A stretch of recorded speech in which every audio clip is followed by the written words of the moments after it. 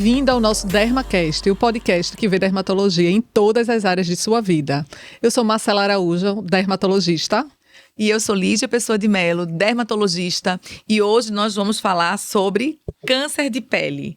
Como prevenir, reconhecer e tratar.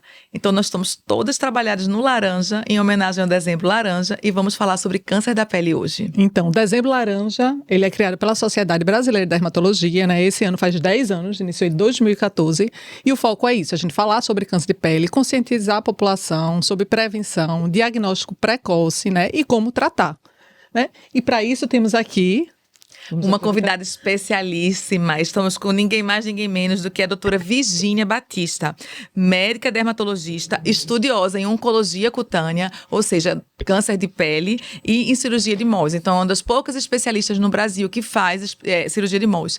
E a doutora Virgínia, ela vai ser a próxima presidente da Sociedade Brasileira de Dermatologia Regional Pernambuco no biênio 25-26. Estamos com ela aqui hoje. Seja bem-vinda, amiga. Obrigada. Ai, amigas queridas, dermatologistas maravilhosas, eu que agradeço demais. Estou muito feliz de estar aqui hoje com vocês para falar desse tema que realmente eu amo. Que bom. Que bom. Então vamos começar pelo básico. Quais os tipos de câncer de pele mais comuns? Então, os mais comuns são os carcinomas e os melanomas. Os carcinomas se dividem em carcinoma basocelular, que é o mais comum de todos, em torno de 70%. Depois vem o espinocelular, em torno de 20% a 25%. E depois os melanomas, em torno de 5% a 10%. Então, a gente tem 3 tipos principais de câncer de pele, que a doutora Virgínia muito bem dividiu, carcinomas e melanoma, não é isso? Isso. E o melanoma é aquele mais grave, né? Graças a Deus é o que a menor incidência, né? Exatamente. A gente vai falar um pouquinho mais adiante sobre isso também. Então, quais são os sinais de alerta para câncer de pele, né? Quando o paciente assim, ele deve se preocupar, quando ele deve ir para um dermatologista? Vamos lá. Os sinais para os cânceres de pele melanoma seria aquela regra ABCD, né? Aquela regra que fala de assimetria, de bordes irregulares, de uma lesão que tem várias cores, uma lesão de um diâmetro maior do que meio centímetro, ou seja, maiorzinho do que um grão de feijão, vamos dizer assim. E o é aquela lesão que está evoluindo, que ela não está quietinha. Em relação aos carcinomas, existe já uma amplitude de manifestações clínicas, né? Mas pode ser desde uma manchinha vermelhinha descamativa, até um ferimento com ulceração, até uma lesão com pigmento também, e uma lesão que parece uma cicatriz. A gente também tem que ficar de olho nessas lesões. Né? O que Virgínia falou, dicas que você pode ver em casa. Sim. Né, de que pode ter uma lesão suspeita. E na dúvida, a gente vai sempre agendar com o dermatologista. Isso. E mesmo não só na dúvida, né? O ideal é você sempre ter acompanhamento, pelo menos anual, para o dermatologista, para olhar todos os seus sinais, ver se tem alguma lesão suspeita, né? Claro que a gente fala de algumas coisas para lhe chamar a atenção, para você ir, né, mais rápido ao dermatologista. Mas, assim, o ideal realmente é você fazer um check-up, né? Um check-up interessante isso na dermática. A gente não faz muito esse apelo para os nossos pacientes, mas a gente conversando com o André, num episódio de Filtro Solar, uma pessoa muito branca, de olho claro, que pegou muito sol, que tem muita pinta, que tem história, fazer essa coisa da prevenção mesmo. Na realidade, amigas, o que existe é uma subestimação ao câncer de pele, né? Especialmente quando a gente fala dos carcinomas, né? Mas quando a gente trabalha muito com isso, a gente vê que há sim um fator de risco alto, inclusive de metástase e morte, e também de destruição local. Quem é que quer ter sua pele destruída? Perfeito. Então vale muito a pena esse check-up anual. Perfeito, não subestimar essa hora de câncerzinho. Isso, basinho. Um basinho. Um basinho pequeno vai aumentando. Isso, né? E tem um poder de destruição. Eu tenho uma história, eu sempre conto isso, de um paciente meu que eu atendi aos 103 anos. Aos 103 anos. E ele disse que foi diagnosticado com um carcinoma basocelular aos 89. E ele disse que já era uma lesão muito grande e que disseram, não, ele tem 89 anos, é um basinho. E ele chegou aos 103 com um CBC enorme, ulcerado aqui no tronco, né? E vocês podem imaginar como não devia Porque vai tirar a qualidade de vida, né? Do idoso, inclusive. Ele pode sangrar, ele pode doer, ele pode infectar, né? O idoso que vai para um nível de demência, ele pode não querer mais que toque naquilo ali, nem para limpar, não quer tomar banho porque aquilo vai arder. Então, vamos tratar os cânceres de pele. Perfeito. E como é que a gente dá esse diagnóstico de câncer de pele? Então, o diagnóstico nada mais, nada menos que ir a um dermatologista da nossa sociedade, né? Existe o diagnóstico clínico, onde a gente faz também, além da característica clínica, uma dermatoscopia, que é um exame que o dermatologista faz e bate o martelo na biópsia, né? Que é o exame histopatológico. A dermatoscopia, para quem não sabe, é tipo uma lupa de aumento. Você coloca aquela lupa de aumento e você vai analisar, né, alguns achados. Isso. Que ali a gente leva a crer que ali é um melanoma, que aquilo ali é um carcinoma basocelular, né? Então ajuda, é o estetoscópio do dermatologista. Isso. Tirou a palavra da minha boca, né? Não é uma lupa qualquer, é uma lupa muito especializada, né? Muito cara, inclusive. Isso. Que a gente usa na consulta como apoio para fechar esse diagnóstico. Isso, e é uma lupa que ela aumenta em torno de 10 vezes e ela consegue ver abaixo da pele, né? Essa é a diferença do dermatoscópio para uma lupa. A gente consegue ver estruturas até a derme, ou seja, até dentro da nossa pele. Aí ajuda o nosso diagnóstico antes da biópsia, né? Porque muita gente a gente já sabe, já tem quase, né? Sugere, né? E a gente já tira, né, a lesão toda, porque, né, fica muito suspeita. Uma consulta dermatológica. E só pegando o gancho que a Virginia falou, e pegando o gancho também que a gente já foi da SBD, e Virginia agora vai assumir, graças a Deus, esse legado, procurar um médico especialista, né? Não é um médico qualquer, nem qualquer pessoa que se diz entendido de pele. O especialista da Sociedade Brasileira de Dermatologia. Eu tenho certeza que qualquer um daqueles nomes que está listado no site da SBD é capaz de reconhecer e tratar um câncer da pele. Exatamente.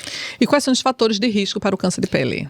Pois é, os fatores de risco têm aqueles inerentes ao próprio indivíduo, né, a própria pessoa. Então, pessoas com cabelos claros, aquela pele clara, o ruivo, o olho claro. Falei do fator do indivíduo e o fator do ambiente, que é o sol. Né? A gente sabe que a incidência de raio solar na pele, ela causa uma desorganização no nosso DNA que pode levar essa célula à malignização, à formação de câncer de pele. E esse é o principal fator ambiental que a gente precisa ter cuidado. E o bom quando a gente trata, quando a gente se protege do sol, a gente também está protegendo envelhecimento, né, amigas? Que eu gosto muito de apelar para esse lado. Exatamente. Porque sensibiliza mais. Não é a gente não combinou. Isso é uma opinião nossa. É uma opinião que a gente teve, que a gente debateu com o André, um convidado que a gente teve falando sobre filtro solar, e que a gente traz para vocês também, que vocês usem para prevenir envelhecimento. Que às vezes o paciente não quer usar para prevenir câncer de pele, eles não usam. Agora, para prevenir envelhecimento. Eita, agora eu vou usar. Exatamente. É uma pena maior. Não vai ter, né? Todo mundo acha que não vai ter. Não vai ter. Não vai ter. Exatamente. Então, tem que usar. E tem alguma população mais vulnerável ao câncer de pele? Então, a população mais vulnerável é exatamente essas pessoas que trabalham ao sol, que têm pele mais clara, que têm a sua atividade ou como um pescador ou como um agricultor, que passa mais tempo ali exposto e que tem também essas características dele de olho claro e tal. Também os pacientes imunossuprimidos, a gente não pode esquecer, né? Os pacientes que têm transplante de órgão, que tomam imunossupressores, pacientes que têm histórico familiar de câncer de pele também têm mais risco de ter câncer de pele. Transplantado, Lígia já fez o trabalho. Não, duas coisas que eu acho. A gente esquece que a gente foi colonizado por europeu. Sim. Né? Então a gente misturou, miscigenou. Tu mesmo, né, amiga? Tu é praticamente uma holandesa. A tataraneta de nossa E a gente foi miscigenado, a gente vai pro sertão de Pernambuco e vê muitas pessoas do olho claro, né? Muitos desses pacientes a gente atende no hospital e a gente vê uma exposição crônica na agricultura, sem proteção nenhuma, né? Então são pessoas de risco. E com relação aos transplantados, né? Eu fiquei à frente de um ambulatório de transplantado de órgão sólido um tempão e a gente vê que essa população tem mais chance de câncer de pele. Inclusive o poder mais agressivo. Exatamente, especialmente o espino celular. Né? Ele tem muito espino celular. Eu nunca perdi um paciente imunocompetente com espino celular. E eu perdi 2 pacientes transplantados com espino celular, um atrás do outro. Exatamente. Por metástase rapidinho. Eles têm um risco muito, muito mais elevado do que a população. E assim, graças a Deus. Está crescendo, né? Exatamente. Né? Vivendo muitos transplantes realizados. E o paciente transplantado fazer o check-up dele com maior até frequência. Isso. E o negro, ele pode ter câncer de pele? Ai, o negro, minha gente, essa cor maravilhosa. Pode também. Que é um dos mitos aqui que a gente até falou. Exatamente. E o importante para o negro é entender que ele pode ter muito mais câncer de pele na região de mão, de unhas, do aparelho ungueal e nos pés, nas regiões palmo-plantares, né? Que é na palma da mão, na ponta dos pés e nas unhas, que é o chamado melanoma crawl, que matou Bob Marley, né? Então, inclusive, a incidência desse tipo de tumor é maior nos negros quando comparado aos pacientes de pele clara. Então, isso é muito importante. E o negro também pode ter basocelular, espinocelular de forma menos frequente, mas pode ter. E a gente que trabalha com isso, né, em serviço público, eu particularmente, a gente vê muito isso. Importante, né? E para prevenir? E prevenir, né? A gente já pincelou aqui sobre proteção solar, mas prevenção é um conjunto de medidas na realidade, né? O protetor solar diário, ele faz parte dessa prevenção. Mas o horário em que a gente está frequentando o sol, né? Procurar os horários de maior incidência ali de 9 às 3 horas, horário de pico de sol, melhor horário da praia, né? Mas a gente tem que ter cuidado com esse horário. Já que está lá, que está teimoso lá, não quero perder esse momento, então bota esse protetor, repõe, vai com uma blusa de proteção, pega um guarda-chuva maravilhoso, um chapéu, uns óculos para evitar catarata, né, amiga? Também. E participa ali daquela coisa. Mas se é uma atividade diária, uma caminhada, procura colocar num período de sol mais ameno. É interessante isso. Todo dermato que a gente chama tem essa pegada comportamental com relação à prevenção, né? A gente não quer de maneira nenhuma demonizar o sol, né? Isolar as pessoas, mas de mudar mesmo o mindset mesmo, do comportamento, de chegar, de ter atitude, de mudar, de comprar as coisas, de usar. Exatamente. Né? De se cuidar. De se cuidar. De cuidado. E para tratar o câncer de pele, existe algum, antes de falar da sua área, que você ama tanto... Ela antes de entrar na cirurgia. Antes da cirurgia. Tem algum tratamento que não seja cirúrgico para câncer? Sim, amiga. Os carcinomas, vamos falar aí dos vasoespinocelulares, né? Os de baixo risco, que são aqueles especialmente localizados em região corporal, com tamanho menorzinho, o melhor tratamento é uma queimagenzinha e curetagem. E também aqueles pacientes, né, que de verdade não tem condições nenhuma de passar por um procedimento cirúrgico, a gente tem algumas medicações que podem tratar lesões onde você tem a certeza absoluta que é uma lesão superficial, que é uma lesão de baixo risco e que esse paciente ele não pode de verdade ser submetido, porque a cirurgia, de certa forma, quando eu falo de cirurgia não micrográfica de mols, também é uma coisa simples. É uma cirurgia ambulatorial que o dermatologista faz, na maioria das vezes, vamos dizer assim, né? O cirurgião dermatológico, ele também opera, porém é uma cirurgia onde a gente deixa de economizar a pele. Vou só fazer essa pincelada, mas a gente tem outros tratamentos. Porém, eu tenho que falar sobre isso com muito cuidado, para que as pessoas não queiram em tudo fazer um tratamento paralelo e que não seja o tratamento mais orientado, né? Eu diria que esse tratamento com medicação é um tratamento de exceção. Tá? Então, vamos lá, doutora Virgínia, desculpa. Ela dividiu, tudo é câncer, né? Tudo requer cuidado. Então, a gente falou de cânceres mais bem comportados, mas que precisam de cuidado, e outros mais agressivos, e vai depender. Alguns pequenininhos, em áreas determinadas do corpo, a gente pode ser um pouco mais conservadora. Né? Lesões pré-malignas, a gente pode ser um pouco mais conservadora, com muito cuidado para não negligenciar. E outra dica é que em relação a esse tratamento aí, amiga, onde a gente tá falando, vamos abrir aí do 5-fluoracil, né? A gente pode falar. O Efurix, o famoso Efurix, né? Também o Imiquimod. É importante que o paciente, o que é que ele faz? O dermato prescreve uma vez, e eu pego muito, não sei se vocês também pegam. O paciente, ele fica usando, a lesão volta, ele usa de novo. Então, eu dou uma chance para o Efurix tratar. Por quê? O Efirix tem uma chance ali média de 60% a 80%. E ele não penetra na derme. Então, se esse tumor melhorou e voltou, provavelmente ele podia estar mais profundo e o Efirix ele vai mascarar, ele vai melhorar a superfície da pele, mas ele não vai tratar. E o tumor fica ali submerso naquela pele mais fibróticazinha, aquela pele que fica ali com a manchinha cicatricial. Então, a gente tem que ter cuidado que até para reaplicar, tem que voltar no dermatologista para ver se não é o momento dessa lesão fazer uma biópsia. E essas lesões e essas medicações, na verdade, elas ferem também. Sim. Né? Então, às vezes, uma cirurgia acaba sendo até uma cirurgia mais fácil do que verdade. Uma cicatriz, do que o paciente passa ele tem que usar alguns dias da medicação, né? E fica ferindo. Eu já tive paciente que, uma vez com a cicatriz de usar, que eu disse, meu Deus, eu devia ter feito uma cirurgia, porque ia ter sido melhor para o paciente. Exatamente. Né? Porque você tiraria ali, não ia ter nem. A cicatriz provavelmente ia ficar melhor do que ficou, e ele não ia ter tempo. O tempo que ele fica usando, né? Dependendo, né? Passa algumas semanas, né? 6 semanas, já depende do que vai fazer, né? Efirix irrita bastante. Irrita bastante. Né? Então, assim, tem isso de ferir e também tem do paciente, às vezes, começar a ferir e parar de usar. Exatamente. Né? E achar que fez o tratamento. E achar que ali, não, feriu, pronto. Né? Exatamente. Isso que a gente sempre, né, eu paro e explico, olha, vai ferir, vão dizer que é para você parar de usar e você tem que continuar usando. Porque quando a gente fala desse percentual relativamente alto de cura, de 80, aliás, de 60, um percentual até maior, ele está relacionado ao tratamento completo, seguido 2 vezes ao dia, 28 dias. Olha só, gente, é muito tempo adequada do produto ali colocar na margem. Enfim, ou seja, nada é tão fácil. Mas quando a gente fala de câncer de pele, né, e eu que sou casada com um oncologista, eu vejo tratamentos muito difíceis. O câncer de pele, de fato, ele é mais simples para tratar.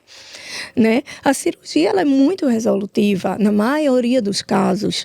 E aí, dificilmente precisa de fazer. Eu não vou entrar no assunto ainda de químio, mas a gente segura. É um câncer mais comum do mundo, extremamente fácil de prevenir, né? Eu lembro das palavras da minha mãe, o que a gente pode prevenir, a gente tem que fazer. Tem que fazer. Né? E na maioria dos casos, um tratamento relativamente simples, desde que feito por um profissional, um dermatologista. E o bom é que o câncer de pele é na pele. Todo mundo vê, gente. Todo mundo vê a diferença de um câncer de órgão sólido interno, né? Em que você precisa de algum exame, parará, mas aquele tá ali, então tem que se olhar. Né? O cônjuge tem que olhar nas costas, eventualmente, olhar do mesmo jeito que a gente fala de exame de mama, acabou agora, né, o Outubro Rosa, e a gente faz essa campanha. Olhem para a sua pele, olhem para a pele de quem vocês convivem, dos seus filhos, do marido, de quem quer que seja. Até né? aquela pele mais escondidinha. Isso, aí é que é bom de olhar. Que é tipo assim, exatamente. E tem alguns locais que outras pessoas podem ver, que é interessante. Isso. E tem locais que você também não vê, que é tipo o couro cabeludo. Eu ia dizer agora, fala do couro cabeludo, Marcela Araújo. Exatamente. São milênios. Já tem, tipo assim, paciente que vai porque tem alopecia androgenética. Aí eu vou examinar o couro cabeludo e vejo uma lesão lá. Entendeu? Ele nem foi por lesão. E quando você vai examinar, por estar fazendo a tricoscopia, você lá E como é que você examina seu próprio couro cabeludo? Não tem, é difícil. Né?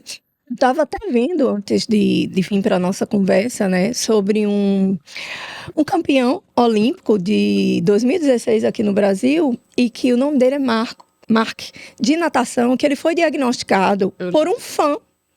Um fã olhou uma pinta que viu tanto, ou seja, viu tanto essa pele desse paciente que ligou para a comissão médica do Comitê Olímpico e sugeriu que ele procurasse. E, de fato, era um melanoma. Olha só, gente. Então, é verdade. Então, nesse sentido, todo mundo pode questionar uma lesão. O leigo ou os médicos não especialistas, eles não vão ter a facilidade que nós temos por estudar de diagnosticar, mas de sugerir. Então, desconfiou. vai num dermato. Puxando o gancho de Marcela também, do cabeleireiro, né? Isso. Isso. Muito E agora importante. tem até, né, algumas palestras para cabeleireiro, né, para isso, porque Exatamente. são os que veem, né, muitas vezes o couro cabeludo do paciente. Exatamente. Porque o dermato, a gente vê, mas às vezes é difícil também. Mas o cabeleireiro tendo uma noção, ele diz, fala com o dermato. E as unhas também, Azul. né? Que a gente Por isso sempre também pintando, vai, sempre pintando a unha. Às vezes a gente chega na manicure e já pega o celular, né? Nem olha para nossas unhas. Então, às vezes é importante que a manicure também olhe essa manchinha aqui, essa manchinha escura, ou essa aqui que tá meio feridinho. Enfim, todo mundo, na realidade, pode sugerir que há ali qualquer lesão, né? Acaba... Exatamente. Isso. Vamos agora para a cirurgia de mão. Vamos cantar. Que delícia. Então, explica pra gente o que é cirurgia de moles. Você é especialista. Isso, cirurgia de moles, né? Mudou minha vida a partir de 2018, né? Eu fazia muita estética, feita essas meninas maravilhosas, que são lindas, chiques, né? E de repente eu mudei. Amiga, você continua maravilhosa. Chique. Eu mudei para fazer cirurgia micrográfica de moles, né? A cirurgia micrográfica de moles é uma cirurgia que ela tem altíssimas chances de cura, especialmente em lesão primária, e ela é conhecida mundialmente como a cirurgia padrão ouro para câncer de pele. Mas o que é que tem de tão especial nessa cirurgia? O que tem de especial nessa cirurgia é, primeiro, toda a avaliação histológica, ela é feita intraoperatoriamente. E ela não é feita de fragmentos, como é a cirurgia convencional, que apenas alguns fragmentos naquela peça inteira é examinado. No MOLS, a gente faz uma técnica que se examina 100% das margens, e essas margens, elas estão mapeadas, né? Estão mapeadas ali no norte, no sul, de acordo com os ponteiros de um relógio. Para que esse mapeamento? Para justamente, se eu vou olhar 100% nas margens, no microscópio, na hora da cirurgia, eu preciso saber aonde está essa lesão no meu paciente que está ali esperando. Além disso, né, tem outras vantagens. Já que eu vou examinar 100%, eu não preciso tirar demais. Eu vou ali, se eu tirar 1 milímetro, eu vou olhar se naquele 1 milímetro tiver lesão e nos demais, no resto ali daquela circunferência que a gente faz, não tiver, eu não preciso tirar mais. E aí é muita economia de pele sadia, né, da nossa pele normal. Então, é uma cirurgia que eu costumo dizer que ela tira na medida, ela tira o tumor. Ela nem tira de mais, nem tira de menos. Ela tira o necessário para curar. E, embora tirando menos, ela cura mais. É lindo, né? É lindo. Porque geralmente é maravilhoso, né? Mas o cirurgião de moles, como a doutora Virginia falou, é um médico dermatologista, né? Que ele se especializou nessa cirurgia, que a gente chama de cirurgia de moles, onde ele está preparado no bloco cirúrgico para retirar o tumor e examinar todas as partes do tumor, como a doutora Virginia falou, 360 graus, examinando o tumor. Diferente, muitas vezes, do que a gente faz na prática, que é tirar o tumor, reconstruir, mandar para o exame histológico, né, que o pessoal chama, mandar para biópsia, mas mandar uma análise histopatológica, espera voltar, ver que está tudo ok e tudo certo. Na cirurgia de moles, não, isso é feito tudo no mesmo momento. O que traz uma segurança muito grande, por exemplo, quando a gente tem uma lesão, que a gente precisa rodar um retalho, fazer um enxerto, o que é isso? É quando você não consegue fechar aquela lesão que foi tirada ali onde tinha um câncer primária, ou seja, bordo com bordo. A gente precisa tirar a pele ao redor ou pele à distância para fechar. E a pele, ela, de fato, em alguns locais, ela é muito peculiar, ela é muito característica. E aí a gente já entra no assunto de pálpebra, nariz, lábio, né? Como a gente sempre mistura aí com estética. Imagine a gente, mulher, né? Quando a gente tem uma lesão dessa na nossa face, a gente poder economizar e poder fechar, sabendo que saiu tudo, é um alívio. Do que você eventualmente tomar um susto. Eu tirei, fiz uma margem ampla e ainda assim veio margem comprometida, eu vou ter que passar por outro processo, né? A expectativa de esperar aqueles 15 dias, já basta às vezes a expectativa da biópsia, que a gente fica esperando, né? Enfim, então o MOLS, ele tem essa vantagem, então, tanto de curar mais, quanto tirar menos tecido, e isso vai ter como consequência cicatrizes menores, perda menor de uma certa função, por exemplo, respirar, né? Diminuir o risco do olho ficar diferente, assimétrico, ou então ficar com lacrimejamento, né? Perda, às vezes, dificultar aí uma perda de um pedacinho da orelha que segura os nossos óculos, né? Evitar a perda da musculatura do lábio, que serve para a gente beijar, comer, namorar, assoviar, falar. Então, há também essa questão da funcionalidade do órgão que a gente consegue preservar, né? São essas vantagens que... Encantador.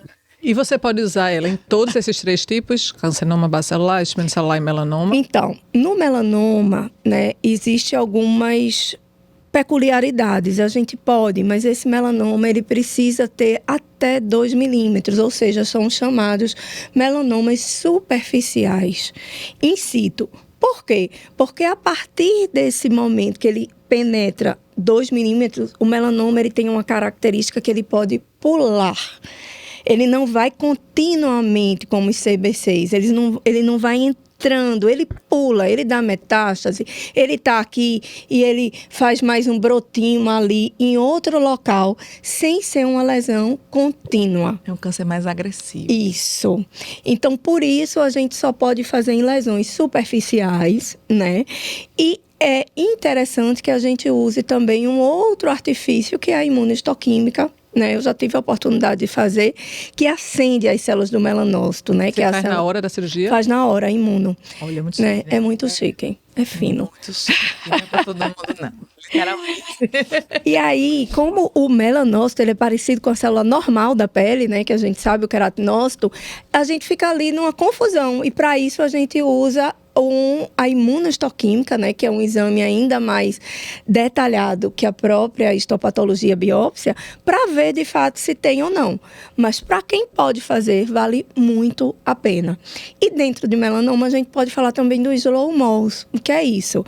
Deixar ali abertinho, mandar para a patologia cortar como se corta no MOLS e também fazer imuno. Sai mais barato, porém é muito seguro. É muito seguro, né? Porque não fica esperando. Exatamente. Mas ele fica Com um curativinho. Ah, ele passa alguns dias. Passa alguns dias. Passa aí, vamos dizer, uns 8 dias. Entendi. Né? Aí ele volta para refazer assim. Exatamente. Para fechar. Para fechar. É, porque no melanoma, na realidade, a gente não pensa muito em economizar margem, né? A gente começa, de fato, ali com aquele meio centímetro que é o mínimo para um melanoma in situ, especialmente, mesmo sendo o nariz, pálpebra, na realidade é de meio a 1 centímetro, a gente vai no meio centímetro, né, para tentar curar, mas também tentar preservar. E na maioria das vezes, os que eu fiz até hoje, esse MOLS tardio, já veio margem livre. Né? Não fecha na hora. Não fecha na hora. Examina, o paciente fica na expectativa. Exatamente. Né? Eu vejo, às vezes, os pacientes com curativo, quando vão para a Virgínia e voltam exatamente. Depois, e voltam para reconstruir depois, exatamente. No SUS eu acabo fazendo isso muito, deixando o paciente aberto. Mas é porque a sensação de receber um paciente que rodou um retalho complexo ali na face e quando eu leio, tá uma margem comprometida, é difícil porque você perde esse tecido nobre para reconstruir ali aquela pele ou do nariz ou da pálpebra ou do próprio braço. Você fica com menos opções para refazer, vamos dizer, aquele órgão. É como se você tivesse cortado um tecido nobre e esse corte, não é que ele tenha sido, ele não serviu bem a ponto da gente não usar mais esse tecido. Aí é difícil. E você, casada com um oncologista, quando é que você passa para ele o carro? E diz assim, eu não resolvo. Olha, de verdade, eu passo quando tem paciente que ele não quer se operar. Tem paciente que está cansado, que já tem múltiplas lesões, já tratou muito câncer de pele, né? E aí a gente entra aí numa síndrome que nem todo mundo conhece, mas a gente sabe que existe, a síndrome de Gorlin. O paciente, ele cansa, e aí ele quer uma droga oral. tá? Porém, essa droga, ela é maravilhosa, ela mudou o contexto desses pacientes mais graves, desses pacientes que têm lesão inoperável. São síndromes de pacientes que ficam tendo câncer de câncer pele, de pele, câncer de pele. sendo Ou então, mutilados, isso, né? ou então aquele paciente que ele vai perder a unidade anatômica nasal dele, ele não quer perder. Ele prefere tentar outra coisa. Ou tem uma lesão muito grande que está ali sangrando e que não pode operar, tá? Então, eles mesmo de doutora, tem outro jeito? Tem. Hoje em dia tem. Antigamente não tinha. Isso veio com esse avanço da medicina nessas áreas de drogas-alvo, drogas que agem especificamente. IAs para o carcinoma, base celular, espino celular e novas drogas de melanoma, elas também vieram aí nesse embalo. E, de fato, há uma resposta muito importante, muito palpável. A gente só não pode falar em cura, mesmo com o desaparecimento da lesão. Mas é muito válido. E a gente tem pacientes em comum. E eu fico feliz, às vezes, do paciente, principalmente um paciente mais idoso também, que, vamos dizer, tem uma expectativa de vida, embora a gente não possa falar exatamente a expectativa de vida, mas ele não quer passar mais por tantas coisas. Ele não quer, ele já tratou um câncer de mama, ele já tratou outros cânceres, e esse eu quero uma coisa mais amena, tá? E é uma das medicações, quando comparada aos outros quimioterápicos, que tem menos efeito colateral. De todas essas outras drogas. De todas as outras, né? Então, e esses efeitos eles vão diminuindo com o passar do tempo, né? É importante só a gente pontuar aqui que são drogas ainda muito caras, né? Porém, para casos específicos, o plano de saúde, ele pode e deve pagar, assim como a cirurgia micrográfica, tá? Em várias situações, quando a gente comprova que precisa fazer, o plano de saúde também precisa pagar, né? E o paciente, ele faz esse tratamento continuadamente. Ainda não tem protocolos que param o tratamento. Já tem protocolos de intermitência. Toma 2 meses, toma 3 para 2 meses. Ou seja, já vai ali tateando um descanso com a medicação. Mas como a gente não fala em cura, a gente também não fala de interromper esses remédios. Mas eu fico muito feliz de falar dessas drogas, porque antes a gente não tinha, os pacientes precisavam se esconder em casa, né, amiga? Antigamente, com câncer inoperável. Né? Tem síndromes que o paciente tem. Exatamente, e que ficava ali escondido com aquela ferida, com medo de sair, com vergonha. E hoje, não, a gente consegue ver uma restauração, uma continuação da qualidade de vida desses pacientes. Então, essas medicações não estão no SUS, né? Só para... Ai, ainda não. Mas aí é uma longa história. Do direito da gente poder se cuidar, né? Exatamente. Eu creio que daqui a alguns anos a gente vai ter. Se Deus quiser. Até porque são raros os casos que a gente vai precisar. Sim. A maioria é isso que a gente sabe mesmo. Vai poder identificou, né? Fez a cirurgia, ficou curado. Aqui precisou. Isso, a maioria cura. A maioria, excepcionalmente, dessas drogas que a gente chama de terapia-alvo, que sabe a célula que está provocando e meio que desliga. Fala para o paciente, desliga a célula. Adorei esse termo. Desliga a célula do tumor e o tumor meio que involui mais. Ninguém garante que ele vai voltar. Exatamente. Tem que ser acompanhado de forma contínua pelo oncologista e o dermato especialista também em oncologia. Muito bom. Bombardeamos, doutora Bia. Ai, eu adorei. Quero mais. Amiga, a gente agora... não terminou. Calma. A gente fez o conteúdo principal e a gente tem 2 quadros, mini quadros no podcast, que um é o Fora da Caixinha, que a gente tira das caixinhas que os pacientes, os espectadores fizeram perguntas no Instagram, e outro que o Marcela vai fazer depois também, que tu vai responder. Então, trazendo para cá as perguntas das caixinhas de vocês do Instagram, eu tenho aqui a primeira pergunta, que é a seguinte: meu pai morreu de câncer de pele, eu devo me preocupar ou não tem nada a ver?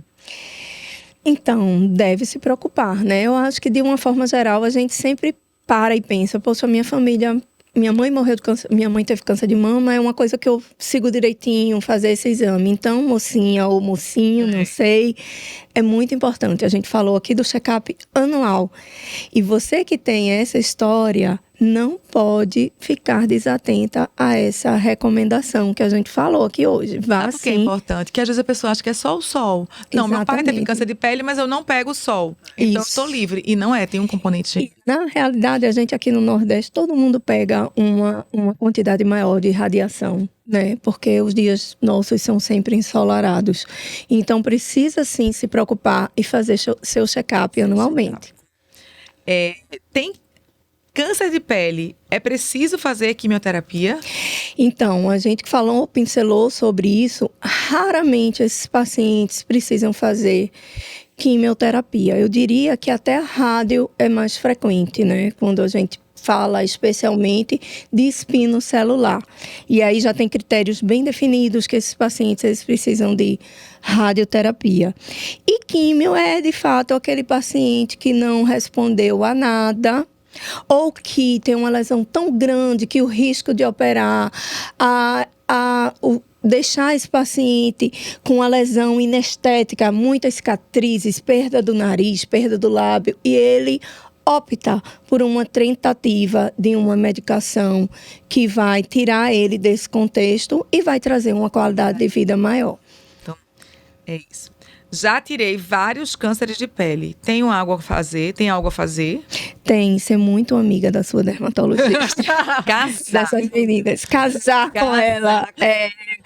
Pois é, a gente recebe, né, amiga? Não vou assim. A gente aceita, né? Não vou pedir fotos, não, mas aquela amiga paciente que já teve tanto, a gente dá nosso WhatsApp, ela já manda a foto, eu quero ver. Vem amanhã.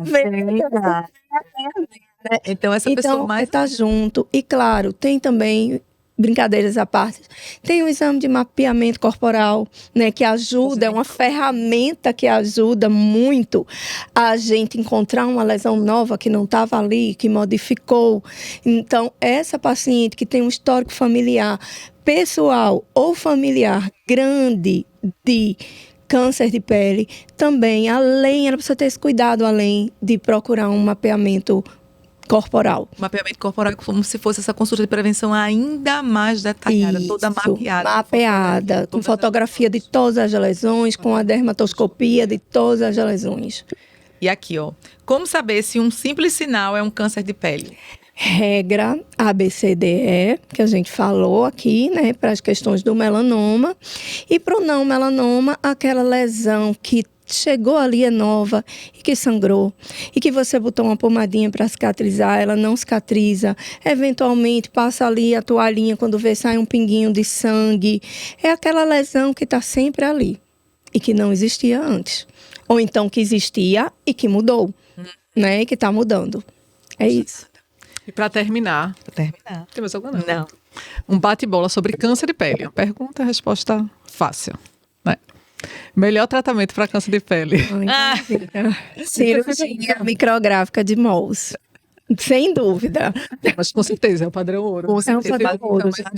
Eu fiz no meu nariz, tá? Tu fez? Fiz no meu nariz. É. Fiz, tá aqui meu nariz bonitinho. Perfeito. É verdade. Eu fiz uma cirurgia micrográfica na asa nasal. Olha aí, tá vendo? Depois eu conto o segredo da diferença. Mas eu fico muito feliz de ter feito essa técnica no tumor primário no meu nariz. Justamente pelo medo de ter uma cicatriz grande ou de ficar com assimetria. Perfeito. Suspeitaria de câncer de pele se? Só uma coisa. Tá, só uma coisa. Se tem uma ferida no meu corpo que não sara. E dica de ouro para não ter câncer de pele? Se cuidar em relação ao sol, se protejam, use protetor solar todo dia. Muito bom. Ah, eu adorei. Quero mais. Outras vezes. De laranja, de roxo. Todas as coisas, todas as calças. Exatamente. Então a gente queria agradecer, Virgínia, por você estar aqui. A gente está muito feliz. Você com essa parte oncológica, né? Ensinou tanto pra gente. Então, prazer estar aqui. Espero ter contribuído de verdade. Amo vocês, adorei. Foi muito massa, né? E dizer como a gente encontra nas redes sociais. A minha rede social, Clínica Virgínia Batista. É isso.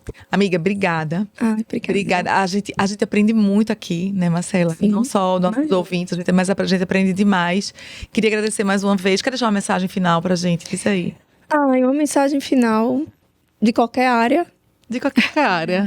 Deus abençoe a vida da gente. Amém. Né? Que a gente continue com nossa esperança, cuidando de nós mesmas, mulheres, homens, cuidando do nosso próximo, em todos os sentidos, com muito amor, com esperança, com carinho. Né? A gente cuida de quem a gente ama. É isso. Né? É isso. Você tem uma jornada linda agora na diretoria, né? Tem. Estou muito feliz de Boa você sorte, lá. conte com a gente. Eu quero demais, contar demais. Com essas meninas lindas. E vocês sigam o @dermacast. Para encontrar a doutora Marcela Araújo, sigam. Doutora Marcela Araújo Dermato. Para me encontrar, @Lígia Pessoa de Melo. E até a próxima.